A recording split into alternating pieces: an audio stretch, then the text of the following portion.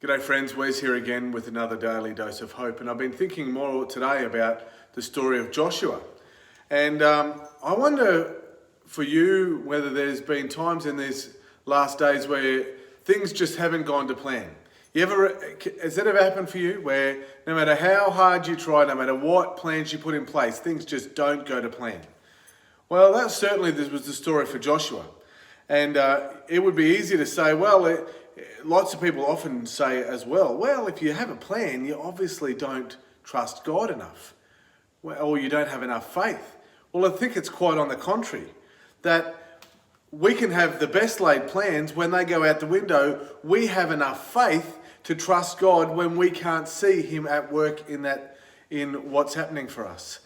One of my favourite songs at the moment is a song we've had here at church a number of times, I Will Give Thanks. There's a line in there that says, God, you're working in the waiting. Working in the waiting. Have you ever had to sing that kind of a prayer? That, God, I'm trusting that you're working in the waiting. When our faith and our trust lie with the giver of the promised land instead of in the land itself, we're protecting ourselves from unnecessary hurt and disappointment. When we're saying, God, I know you're working in the waiting, we're trusting in the one who gives us the land. He's the one that has the plan. When looking at this story of Joshua, there's two things I want to leave with you for today's daily dose of hope. When God led the Israelites across the Jordan River into the promised land, He chose the harvest season, which means the banks were swollen and the waters were high.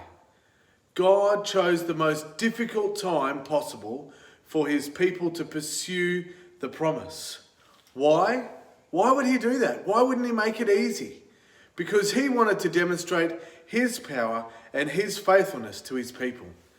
Be aware that He may be doing the same thing in our lives today. In the midst of these difficult times, these difficult days, look out for where God is working and God is at work. The second thing is, as soon as the first foot of one of the priests touched the water of the Jordan, the river was split in half and the people crossed into Canaan. What a breathtaking image to behold.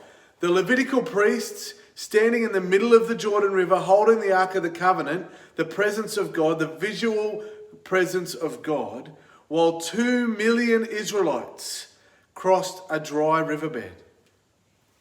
God did the impossible for man in that moment and delivered on His promise. He can do the impossible for you too. This is a daily dose of hope, and I look forward to catching up with you again